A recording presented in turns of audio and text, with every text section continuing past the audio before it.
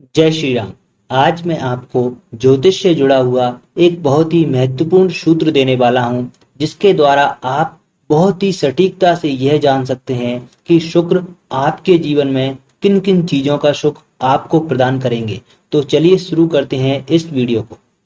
दोस्तों, यदि आप अपनी जन्म कुंडली से संबंधित या ज्योतिष से संबंधित कुछ भी प्रश्न पूछना चाहते हैं तो स्क्रीन पर दिए हुए व्हाट्सएप नंबर पर संपर्क करते हैं। सबसे पहले हम समझते हैं शुक्र ग्रह क्या है और यह किन गुणों को निर्धारित करता है या प्रदर्शित करता है। दोस्तों, शुक्र और चंद्रमा दो सौम्य ग्रह हैं और ये हमारी भावनाओं को नियंत्रण करते हैं। कहीं ना कहीं जो सुख अनुभूति है वह हमें इन दोनों ग्रहों के माध्यम से ही होती है।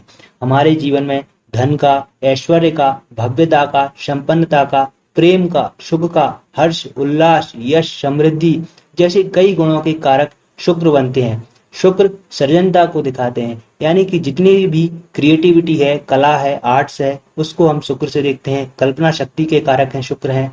लस्ट को दिखाते हैं, यानी कि कामुकता को, आकर्षण को, यौवन को, सौंदर्य को, वासना को और हमारे संबंधों को, चाहे प्रेम संबंध हो या वैवाहिक संबंध हो या बिजनेस पार्टनरशिप्स हो, उनमें भी शुक्र का योगदान आता है। शुक्र भोग विलास जैसी कई चीजें, महत्वपूर्ण लग्जरी, जो भी लेविश चीजें आज के समय में जो भी युवा वर्ग चाहता है, उन सब चीजों की चमक दमक के कारक शुक्र हैं। यदि शुक्र प्रसन्न होंगे आप पर तो निश्चित रूप से यह सब चीजें आपको सहज ही प्राप्त हो जाएंगी, या कहें आपके जीवन में संघर्ष कम होगा और जो धन होगा उसका आप उपभोग कर पाएंगे। यदि शुक्र कुंडली में अच्छा नहीं होगा तो व्यक्ति धन होते हुए भी उसका उपभोग नहीं कर पाता है।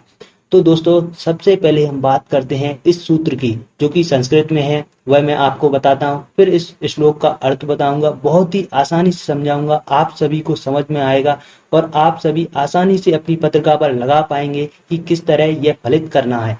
तो सूत्र इस प्रकार है: यद भावा द्वादशो शुक्रो यद भावेस्तथैव च यत् कारकाच्च सौन्त्यस्तो नूनं तान् वृद्धिदो भवेत्।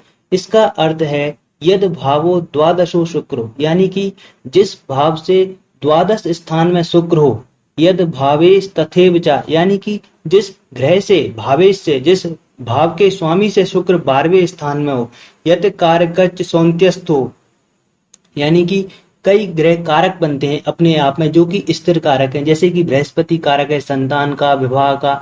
ऐसे अभी मैंने आपको बताया शुक्र किन किन चीजों के कारक हैं, ऐसे ही हर ग्रह के पास अपने कुछ कारकत्व हैं, तो उनको शुक्र वृद्धि करता है। नूनम तान वृद्धि दो भवेत, यानी कि शुक्र जिस भी ग्रह से, जिस भावेश से, जिस कारक से 12वें स्थान में बैठता है उसकी वह वृद्धि करता है। अब मैं आपको एक उदाहरण के माध्यम से समझाता हूँ। जैसे कि शुक्र आपकी पत्रिका में पहले भाव में बैठे हैं, यानी कि लग्न में स्थित है, तो यह दूसरे भाव से 12वें है। जैसे कि हम दूसरे भाव से यदि हम आगे गिनते हुए जाएंगे तो पहला भाव 12वें स्थान पर आएगा।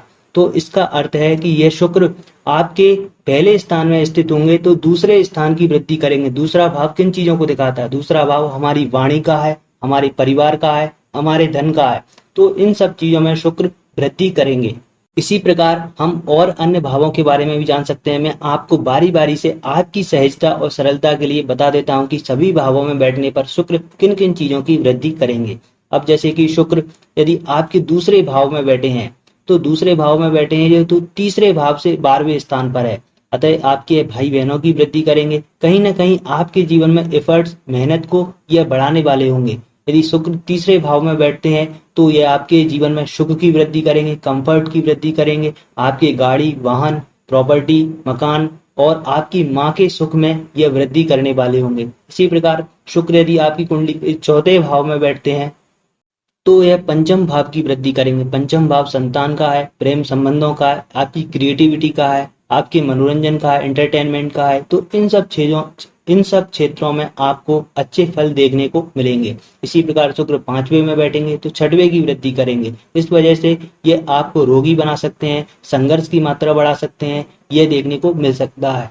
6वें भाव में स्थित शुक्र आपके दाम्पत्य जीवन में बेहतरी लाएंगे। कहीं ना कहीं आपके जो पार्टनरशिप्स हैं वह अच्छी रहेंगी, और यदि आप कोई रिटेल व्यवसाय करते हैं तो उसके लिए भी यह शुक्र फेवरेबल रहने वाला है। सप्तम भाव में स्थित शुक्र आपके गुप्त ज्ञान में, रिसर्च में, सीक्रेट चीजों में, इन सब चीजों में वृद्धि करने वाले होंगे। कहीं ना कहीं कामुकता को, लस्ट को हम इन सब चीजों से में देख सकते हैं।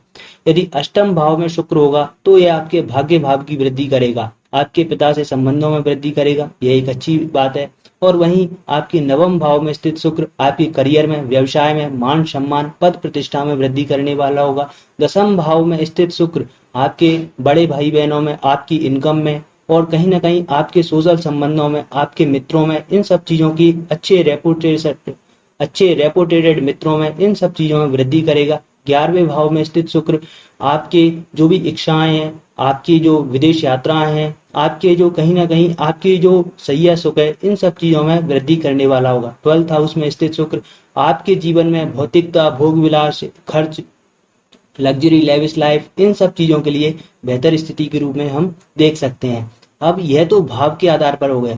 इसी प्रकार यदि जो भावेश हैं उनमें यदि शुक्र भाग्य भाव के स्वामी से 12वें स्थान में बैठा है तो भाग्य उसकी वृद्धि करेगा। यदि अष्टम भाव के स्वामी से 12वें स्थान पर बैठा है तो उसकी वृद्धि करेगा। इस प्रकार नकारात्मक और सकारात्मक दोनों ही प्रकार से यह शुक्र फल देने वाला होगा। और उसी प्रकार कारक का भी हमें देखना है, यानी कि भाव, कारक और ग्रह तीनों से यदि शुक्र 12वें स्थान पर बैठता है तो उसकी वृद्धि करता है। उम्मीद करता हूं आपको यह सूत्र समझ में आ गया होगा, किस तरह हमें इसे अप्लाई करना है। ज्योतिष संबंधी अन्य सामग्री के लिए आप चैनल पर विजिट कर सकते हैं।